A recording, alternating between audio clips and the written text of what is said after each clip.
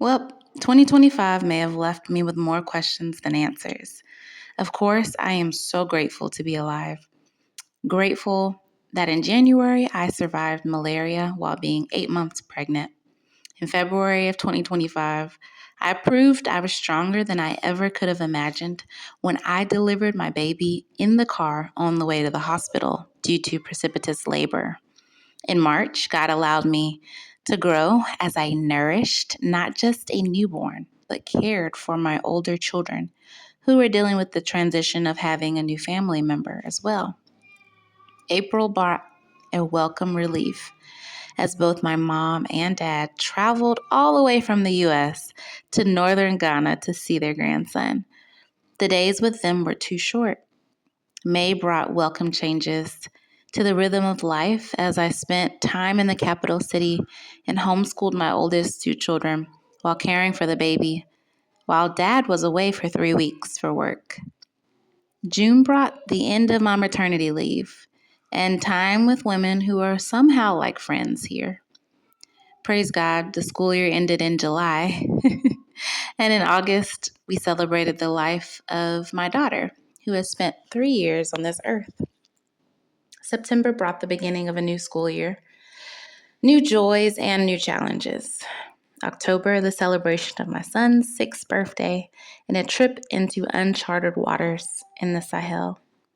A sister who visited in November and brought a welcome Harmattan breeze and December joy as I watched this little family gather around watching a football match together, baby taking wobbly steps, finally a friend watching with joy. Yet, questions still remain. Questions like, what happens when you're worn out from doing the very thing God has asked you to do? Or, what if your family forgets about you and your children because you're not around anymore? How do you maintain relationships with people you very rarely see in person? And how do you love people you always see in person, but who seem to resent you and the blessings God has given you? Or maybe who don't understand you? Or the people you see every week who covet everything God has graciously given you? How can I make a difference in this world that seems to be falling apart? There are some really big questions coming into 2026, but I know I serve a God who is just as big, if not bigger.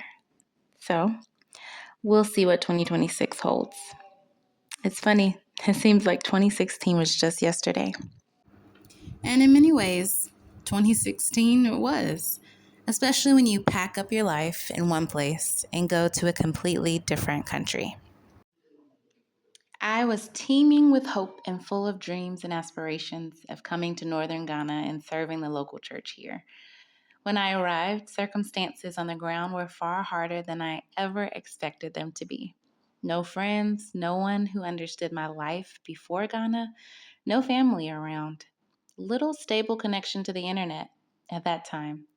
The internet has drastically improved here since that time, but I remember only being able to afford to talk with family once a week because of the high cost of internet connection in the rural farming area I lived in. I lost many of my friends from college due to just not being able to afford to stay in contact. There were a few that continued to pursue that relationship, though. Life changed drastically once again when my husband and I were able to live in the States for a year. Everything felt somehow normal again to me as my husband grappled with identity in a new place.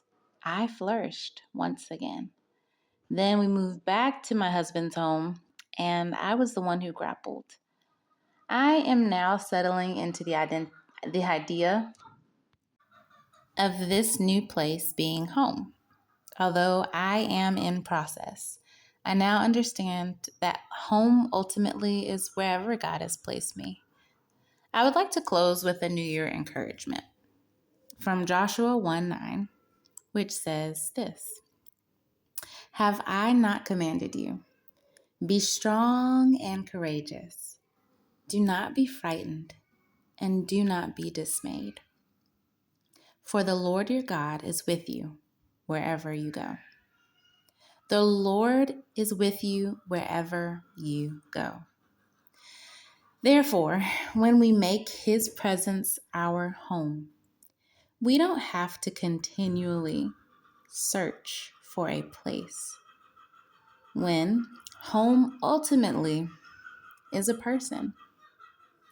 I received some of the best advice I've ever received this year from an older saint who told me that home is a person, and that person is Jesus Christ. That's it for 2025. But please, if you enjoyed this video, the format, please don't forget to like, comment, and subscribe if this blessed you. Yeah, all of that for this little smile and my little girl's face. Only about 3 hours of work. Happy New Year, you guys. Take care.